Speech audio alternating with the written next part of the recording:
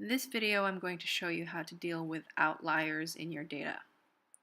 So let's say, for example, that you're investigating the relationship between the diameter and the circumference of spherical objects.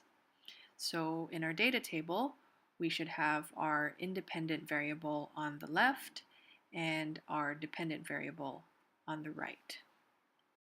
So here's our graph. I've changed y to c for circumference and x to d for diameter. Now, if you know anything about math, you probably know that the relationship between circumference and diameter should be somewhere close to pi, and we're nowhere close. Also, our r-squared value is pretty low. It's 0.826. And the culprits seem to be these two data points here that are screwing up our best fit line and are nowhere near it, in fact. So how do we deal with these two outliers?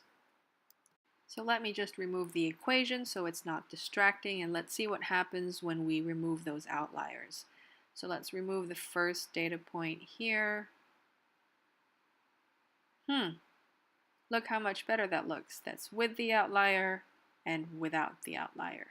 Our y-intercept is much closer to 0, which is probably where it should be. And if we remove the second outlier, it looks even better. So let's take a look at what the equation for that new trend line would be and what the r-squared value would be. So we have a slope that's closer to 3.14, a y-intercept that's closer to 0, and an r-squared value that's much closer to 1. So here's our dilemma.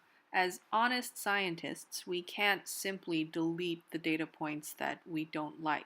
So how do we somehow still show those outliers without having them mess with our best fit line or best fit curve? So I'm going to create a new column called outliers, and I'm going to move those two data points to this new column.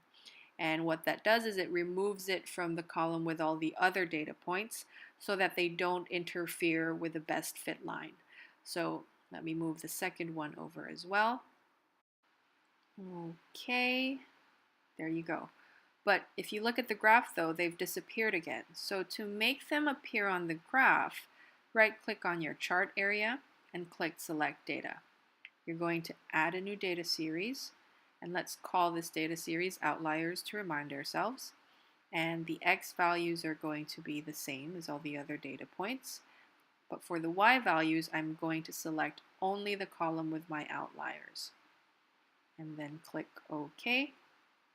And there they are. Our outliers are now on the graph, but they're not interfering with our best fit line. So there you go.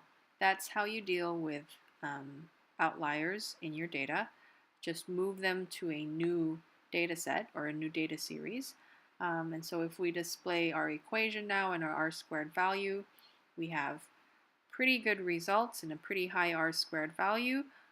We're able to show our outliers without having them interfere with the general relationship that our data shows.